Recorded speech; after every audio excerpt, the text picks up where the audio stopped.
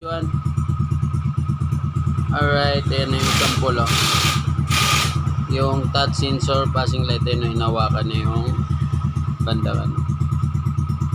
Pagkita mo ba yung ganun lang oh. Yun. Tinouch lang na yan. Yun. So yan, papakita ko sa inyo. Touch sensor, yan. Passing light. Yan. Oh, ayan oh. Yan na hinawakan niya. Oh. Diba? So, okay siya pag ganyan. Kaysa doon magbubutas ka ba? Sa madaling masira yon ganito.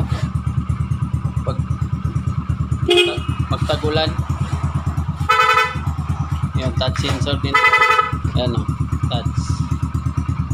Yun. Touch niya. Alright. Yun lang. Alright.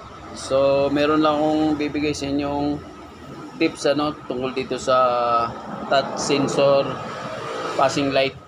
So, ito yung color code niya, yung kulay. Itong black with white, ito yung positive. Sa secondary positive to Ilagay nyo doon sa pagsusi. Doon nagkakaroon ng supply. May ilaw yung tester.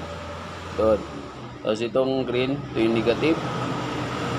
So ito itong yellow, tandaan nyo yung green negative.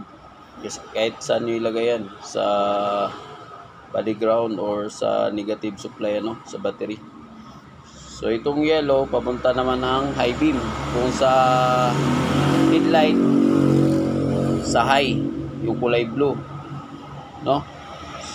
So kulay blue, or sa mga ibang motor is mga kulay yellow.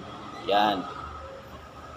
Tapos kung sa mini driving light, mamili na lang kayo kung white or yellow ang paglagyan nyo dito. Alright. Yun lang.